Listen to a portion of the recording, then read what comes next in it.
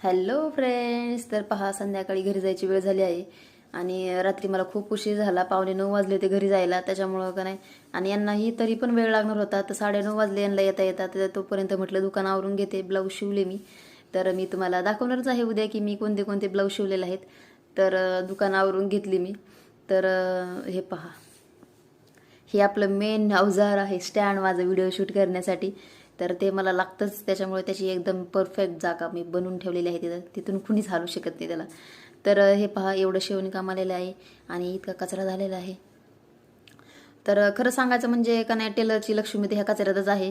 कारण हा कचरा आहे ना, सकाळी कितीकही आवरून ठेवा, तो संध्याकाळपर्यंत दुकान भरणार म्हणजे भरणारच. तर माझी तीच अवस्था होते. मी दिवसातून खूप वेळा झाडू मारते, पण का नाही, एवढं चिंध्या चिंध्या होतात ना सगळीकडं.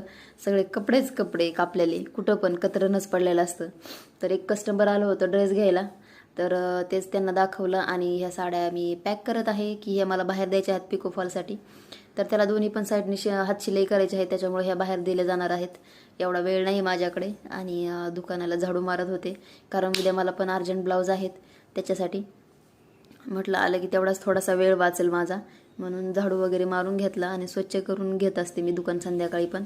कारण काय आहे ना, संध्याकाळी म्हणतात झाडू मारू नये, पण का नाही, आल्यावर कधी कधी मी दुकान उघडत नाही तोपर्यंतच गिराईक उभं असतं. त्याच्यामुळं मग मी रात्रीच झाडू वगैरे मारून कचरा वगैरे जाळून जात असते. तर उद्या दुसऱ्या दिवशी पण आले ना, तरी पण मी सकाळी झाडूच मारते, त्याच्याशिवाय कामाला सुरुवात नाही करत. आणि इथं आमचा राजकुमार बघा, ॲक्शन के साथ